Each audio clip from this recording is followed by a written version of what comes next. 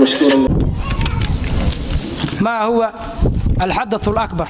بالله حسن قولت وكسع جروب كويلشة سؤال داس كده حدث أكبر وأوحي قبيس واجبية. نجاسة مخففة بعد أن كربا وسؤال اللي حيتوان كسؤال ودود بيسي وما حاجة وعلى نجاسة مخففة فدا waxay wiilka yarka kaadidiisa wiilkaas aan qowdan caana waxaan ahayn aan gaarin 2 sano. munaasabadan sida heerka sare ah loo soo agaasimay ayaa ka dhacday magaalada Balebusle ee gobolka Mudug. munaasabadan ayaa waxaa soo agaasimay culimada masaajidka jaamica magaalada Balebusle waxaana intii ay socotay tartamo dhiirigelin ah loogu sameeyay ardayda culumta kala duwan ka qaadata masjidka jaamica magaalada Balebusle. munaasabadan ayaa waxaa ka soo qayb galay bulshooyinka deegaanka Balebusle sida waxgarad, waalidiin, ganacsato, ururada haweenka iyo dhalinyarada. ardayda ayaa ku tartamasay goob fagaara ah oo ay goob joog yihiin waalidiintood waxayna ku baratamayeen kutubta nacwaha iyo fiqiga. qaybaha hore ee kitaabka safiinaha iyo ajruumiga oo muddo bil ah uga socday masaajidka jaamica. munaasabadan ayaa ah tii ugu horeysay nooceeda oo kale ee abid culumta islaamka loo soo ogaasimo kana dhacda deegaanada dhaca bariga gobolka Mudug. intii ay socotay munaasabada tani waxaa kalmada dhiirigelin iyo waana isugu jira ka jeediyay waalidiinta ardayda, odayaasha deegaanka iyo culimada masjidka jaamica.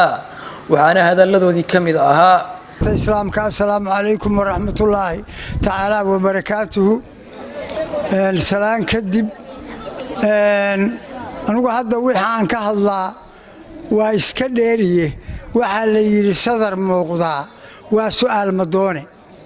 qof kasta waa gartay hadda waa fahmay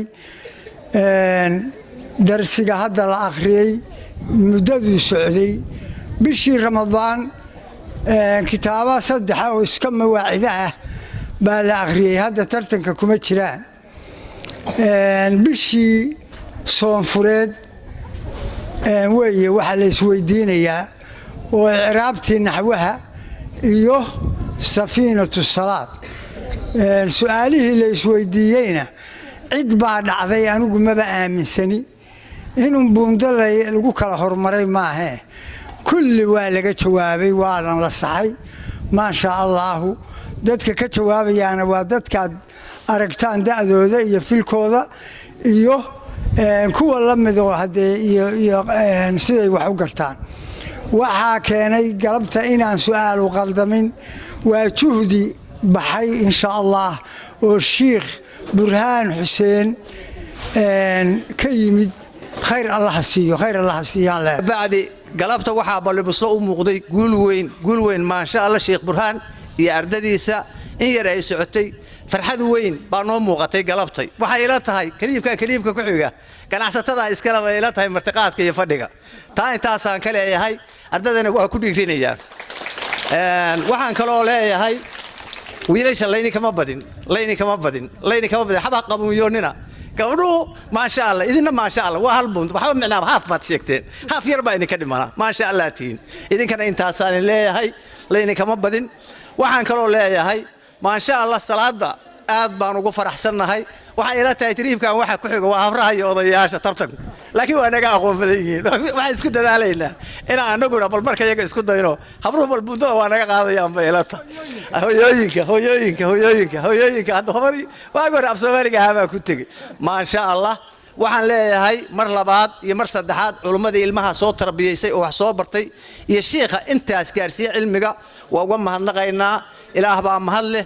mar labaad iyo mar saddexaad bismillaahir rahmaanir rahiim. salaamay dhammaan waxaan salaamayaa mashaayikhda guddiga ee tartamayaasha ardayda labada group ee tartamaya gabdhaha iyo wiilasha kala ah hooyooyinka haddii ay ku roon yahay hablaha yaryar ee hadda soo kacaya.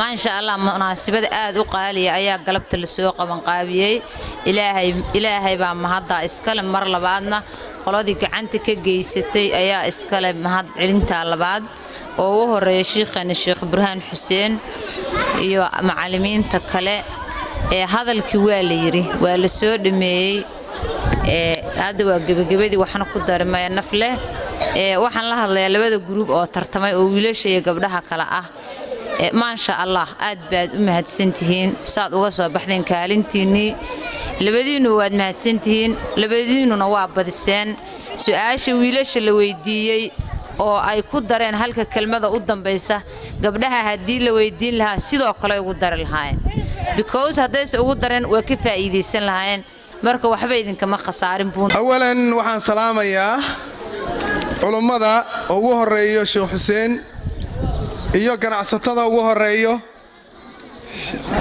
Sheekh Maxamed Cabdi Saciid dadka magacyadooda ma aqaan raalliga ahaada waalidiinta dhammaan maamooyinka iyo aabayaasha fadhiya dhalinyarada tartamaysa dhammaan waa salaamayaa assalaamu calaykum waraxmatullaahi wabarakaatuh bacda salaam dee culimmadii iga horreysa hadashay iyo waalidiintii iga horreeyey ku soo dhow insha allah aanu jecel lahay inaanu juhdigaasna sii wadno haddii rabbi idmo laakiin dee far keliya fool ma dhaqdee soomaalidu ku mahmaadaan teeda kale waagi hore waxaa la ohan jiray ardaygu qur'aanka markuu baranayo waa inuu 5 arrimood helo